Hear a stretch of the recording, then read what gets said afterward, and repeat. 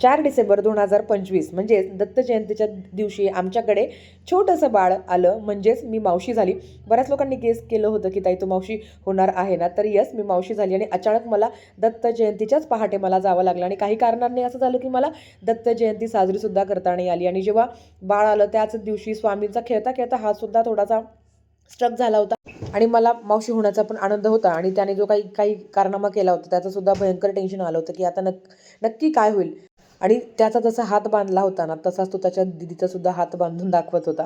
आणि या 4 दिवसामध्ये त्याने भयंकर त्रास दिला. म्हणजे त्याने सगळ्यांनाच त्रास दिला, असं कोणालाच त्याने सोडलं नाही. सगळेजण फक्त त्याचं आणि त्याचंच गुणगाण गात होते. आणि प्रत्येक वेळेस गेल्यावर तो त्याच्या बाबांना असे गॉगल आणायला लावतो.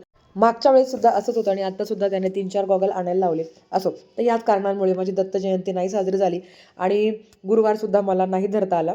आणि या 3-4 दिवसामध्ये फक्त डबे देणे, डबे आणणे हे सगळं मी करत होते. आज आहे बाळाचा 4था दिवस. बाळाला जन्माला येऊन 4 दिवस झाले आहे. सो आज आपलं बाळ घरी येणार आहे. सो त्याच्या वेलकमसाठी छोटीशी तयारी आहे. बघू आता कसं काय होतं. सगळं काही ठरवलं होतं की वेळेवर आपण असं करू तसं करू, पण खरं सांगू का काहीच करता नाही आलं. कारण मदतीला कोणी नव्हतं. मी आणि फक्त आरोही होती. आणि मग त्याच्यामुळेच म्हटलं छोटं मोठं तरी आपल्याकडनं जेवढं होईल तेवढं करूया. तर मामाच्या घरी बाळाचे स्वागत असं छानपैकी नाव काढलं, डेकोरेशन केलं, फुलं वगैरे आणले होते. तर छानपैकी वेलकम असं केलं. जेवढं माझ्याकडनं शक्य होईल तेवढं मी करण्याचा प्रयत्न करते. कारण ना म्हणजे मी जेव्हा स्वामीला घेऊन आले होते ना, तेव्हा असं कोणी करणारं नव्हतं तेव्हा. तर मला असं वाटतं की नाही मी आहे तर मी का नको करायला ना. आणि मला तर वाटतं ना की आपलं कौतुक आपणच करायचं, कोणीही आपलं कौतुक करायला यायला रिकामं नाही आहे.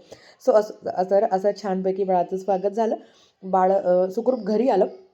आणि म्हणजे सगळी महाराजांची कृपा आहे. तर एवढं डेकोरेशन करत असताना पण स्वामीला सगळं ऑन द स्पॉटच डेकोरेशन करायचं होतं, तर तो सुद्धा बाळाचं वेलकम करत होता. आणि दत्त जयंतीच्या दिवशी अचानक छोट्या बाळाचं घरी स्वागत म्हणजे हे फार भारी होतं आमच्यासाठी. आणि अखंड स्वामी कृपा यात काही शंका नाही. आमची कर्ता करविता महाराज आहे, त्यांच्याशिवाय आयुष्यात दुसरं काही नाही. तर हे सगळं पार पडून मी घरी आले. चलो बाय.